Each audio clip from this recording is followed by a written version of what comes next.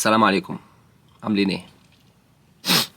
طيب خليني اوريك حاجه بستعملها كل يوم في الشغل. جهاز جامد قوي. بص الجهاز ده،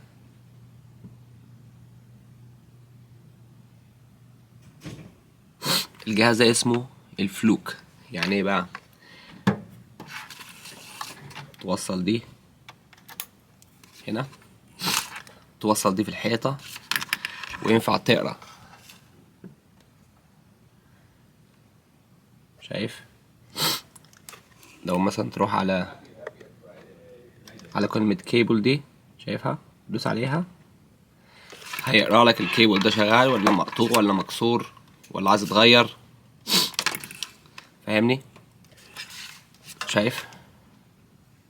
بص، كله مية مية. شايف؟ طيب لما النور الاصفر ده النور هنا ينور، معناها ال... خليني اوريك احسن. ده تيست على فكرة. شايف دي؟ طيب نقول مثلا واحد في الشغل قال لك انا عايز اصلح، ما عنديش كهرباء، ما فيش نت هنا. تروح على الاي تي كلاسيك وتروح تعمل لها كراس كونكت. بس عايز اعرف دلوقتي ده فيه كهرباء ولا ما فيهوش كهرباء. راح موصل ده كده، هنحط دي في الارض.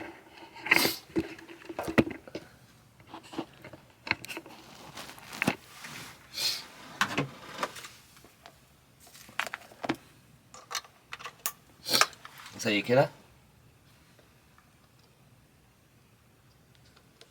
مفيش كهرباء، مفيش حاجة.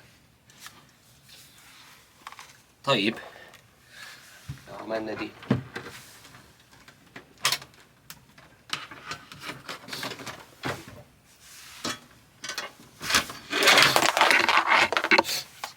طيب ده متوصل هناك، شايفه اهو، ده فيه كهرباء. بس احطه هنا، مجرد ما اوصل كده هيحصل ايه؟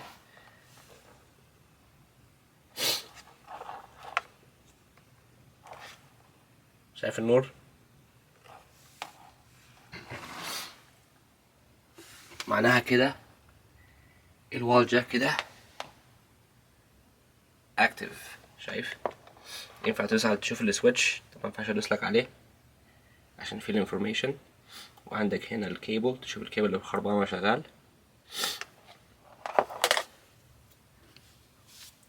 بس ده من اجمل الاجهزه اللي بستعملها كل يوم. ينفع تشوف السويتش نيم والكيبل لو خربان، وينفع تعمل واي فاي، تشوف الواي فاي لو خربانه، وتشوف الاكسس بوينت في المكتب ولا في الشغل كله. الجهاز ده، شايف اسمي؟ الجهاز ده بتاع 15 ايه، 6000 دولار الجهاز ده. وكل واحد في المكتب هنا عنده واحد زي ده. ايه رأيك؟